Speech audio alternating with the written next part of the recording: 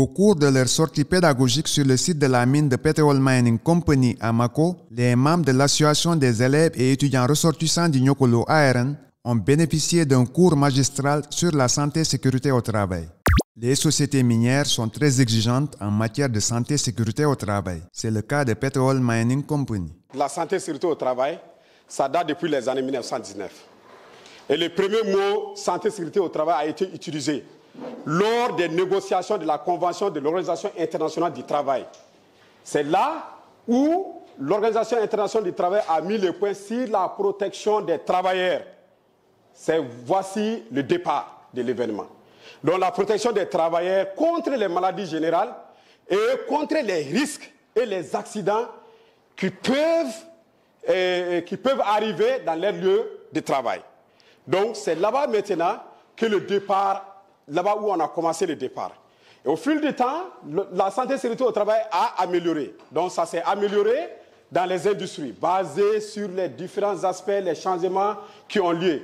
L'après-guerre mondiale, on a commencé à mettre en place juste dans les industries, il y a eu beaucoup d'incidents qui se sont passés et les industries ont essayé de mettre des mécanismes en place. Et la santé et sécurité au travail a amélioré un peu vers les années 1980, 1986, après les incidents douloureux de Tchernobyl, que vous avez appris et vous avez entendu. Donc, l'incident nucléaire qui s'est passé à Tchernobyl en Ukraine, donc où ça a coûté la vie à des travailleurs et ainsi de suite. Et des gens même ont suivi des effets chroniques de l'exposition. Donc sur le réacteur numéro 4 qu'ils voulaient modifier pour augmenter sa capacité. Vous voyez un peu. Donc qu'est-ce qui s'est passé là-bas? En ce temps, ils n'ont pas mesuré les risques que cela pouvait causer à eux en faisant cette modification. Vous voyez. Donc, de là maintenant, beaucoup d'auteurs se sont intéressés à la santé et sécurité au travail pour voir réellement qu'est-ce qu'on peut améliorer, qu'est-ce qu'on peut mettre en place pour vraiment aider les entreprises à mieux s'outiller et à mieux comprendre l'aspect qui englobe ça. Parce que la santé, c'est quoi? Quand vous parlez de santé et sécurité au travail, c'est 3 éléments qu'il faut rechercher. Il y a d'abord la santé, qui est l'absence de maladies. Il y a la sécurité, qui est l'absence de blessures graves. Et il y a ce qu'on appelle le bien-être des employés. Donc voici les 3 éléments de base qui entourent la santé et sécurité au travail. Vous voyez? Donc maintenant, quand vous regardez le bien-être, on ne peut pas parler de santé et sécurité au travail sans parler de bien-être. Et le bien-être se repose sur quoi? C'est d'abord, excusez-moi, les toilettes, les restaurants, la médecine, la clinique, et ainsi de suite. Tout ce dont nous avons besoin pour vivre.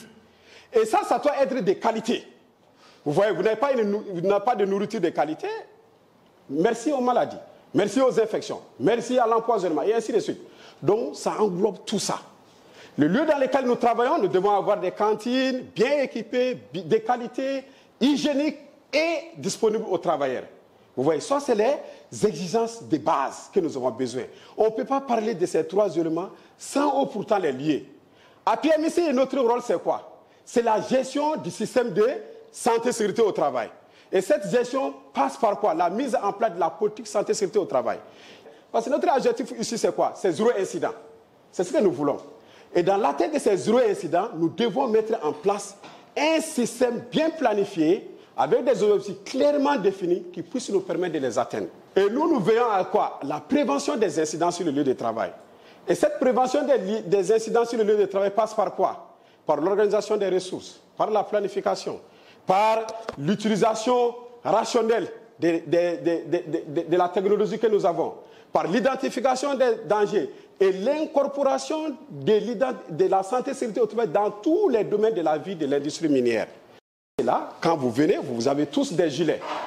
Les gilets ne sont pas donnés juste pour la forme. C'est donné parce que dans la politique, dans notre politique, c'est pouvoir identifier rapidement à distance une personne en contact avec les engins ou bien les machines, etc. Il peut y avoir des véhicules qui traversent, des machines qui traversent. C'est pour que votre identification soit rendue facile pour ces travailleurs. Beaucoup en pensent que c'est juste pour la forme. Ce n'est pas ça, c'est pour un rôle bien déterminé. Vous avez les casques qu'on vous a donnés. C'est pourquoi? C'est pour les objets qui chutent. C'est pour les contacts avec d'autres objets volants qui peuvent vous toucher et vous frapper à la tête. Les sociétés sont régies par des lois nationales et internationales.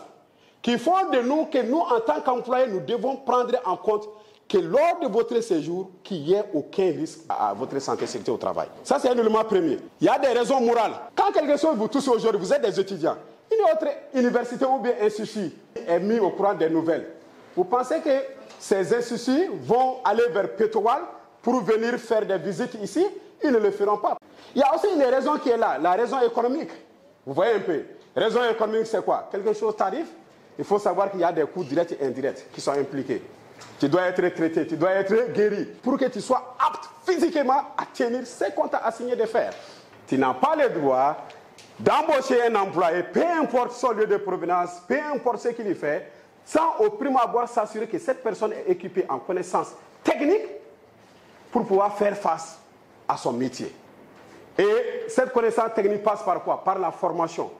Cette formation doit être centrée sur ton domaine d'intervention et cette formation doit aussi prendre en compte tous les dangers et les risques qui entourent ton rôle. Ça ne se négocie pas. Et ça doit être gratuit.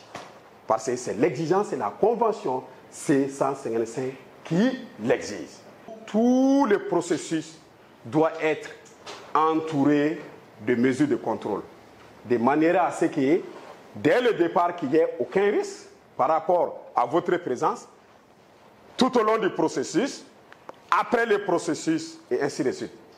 Jusqu'à la sortie de la barrière, vous êtes toujours sous la responsabilité de PMC. Mais lorsque vous quittez la barrière, lorsque vous êtes en dehors, là maintenant, le contrat qui nous lie s'achève là-bas. La réussite de la petite entreprise dépend de sa culture, santé, sécurité au travail. Et la culture, c'est les attitudes, les habitudes et les manières d'agir par rapport à votre système de santé et sécurité au travail.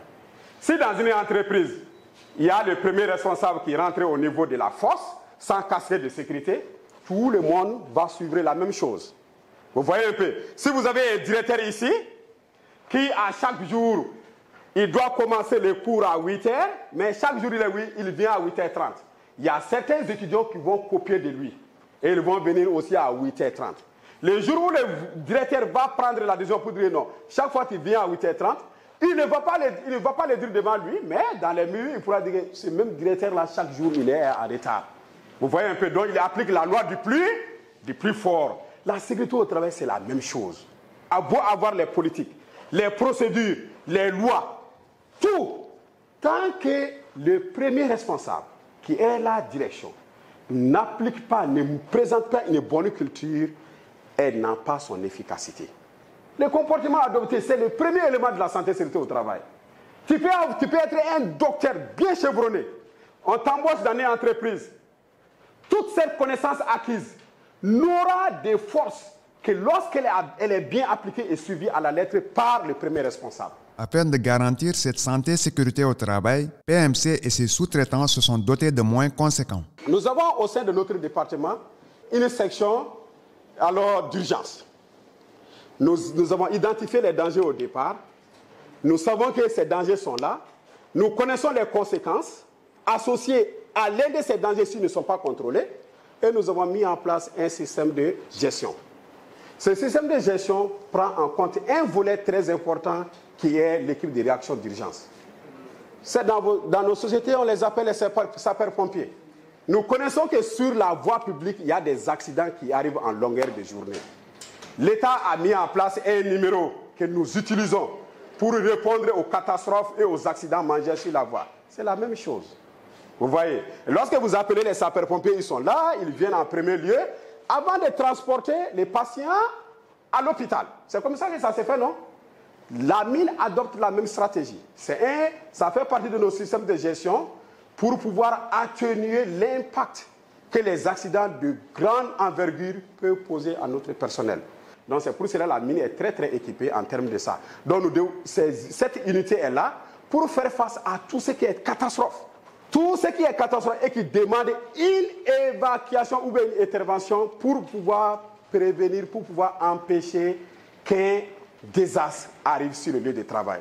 Que ce soit les inondations, que ce soit une blessure, que ce soit une chute, que ce soit un effondrement, ils sont équipés pour faire face à cela.